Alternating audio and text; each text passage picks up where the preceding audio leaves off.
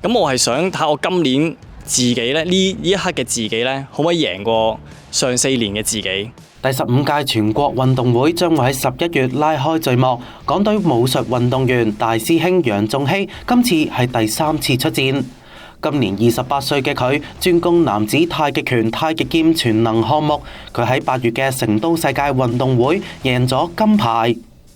但原來楊仲熙喺再上一屆世運會受壓力影響，出現罕有失誤，最終只係拎到銅牌。佢話今次已經調整好心態備戰。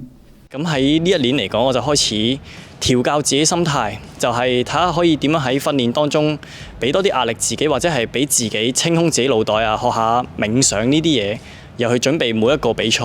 好多嘢攞完之後都要重歸於零，即係每一個比賽你都係一個重新開始。佢仲話喺今次全運會有一個目標，我希望今次嘅楊仲熙咧係可以做得啦，完美過上屆嘅楊仲熙啦。至於女子武術隊主力係25歲嘅沈曉瑜，佢亦都喺成都世運會贏咗女子長拳劍術槍術全能嘅金牌。今次就係佢第2次出戰全運會。佢話喺上一屆賽事因為受疫情影響，而且膝頭嘅舊傷未好返，未能夠完成成套動作。咁所以我今次呢，就希望可以盡自己最大努力啦，就去完成晒成套嘅動作，可以表現到自己。我自己嘅目標咧，都係想去盡我全力啦，去突破自己，去完成全運會。沈曉瑜話：全運會嘅難度分遠比國際賽高，加上國內高手如雲，佢需要保持沉穩嘅心態迎戰。我哋係每一次基本上都係從零開始，亦都可以好大翻牌，即係好似我正之前有講過啦，可能一個小失誤就會令到你唔好講頭3名，即係可能頭10名你都唔會有。沈曉瑜今年喺2個國際賽事都贏咗金牌，但佢嘅運動生涯並非一帆風順。佢2016年斷咗十字韌帶之後，一度萌生退意。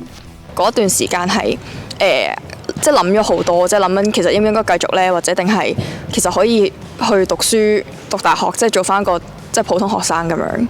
咁但係最尾我都係覺得即係冇理由咁，所以我就會去繼續去行得去更高，同埋睇下可以自己去到幾遠咯。沈曉瑜6歲開始習武，一路上遇上唔少樽頸位。佢認為成功嘅道路冇特別嘅捷徑，自己會觀摩其他選手嘅影片，同隊友一齊討論，逐步調整練習方式，突破樽頸位。金牌背後其實唔止運動員嘅汗水同埋堅持，亦都離唔開政府同埋體育學院嘅支持。楊仲熙同埋沈曉瑜都話感謝政府多年嚟喺體育發展上面嘅投放，包括係提升體育學院嘅設施、提供海外參賽嘅資源等，俾運動員無後顧之憂，全心備戰。例如而家武術隊所用嘅訓練場地喺面積同埋場地嘅軟硬度等規格上面都係同國際賽一致，有助運動員提前適應比賽環境。今次全運會係史上第一次由粵港澳合辦，至於武術套路同埋散打項目，分別會喺廣州同埋湛江舉行。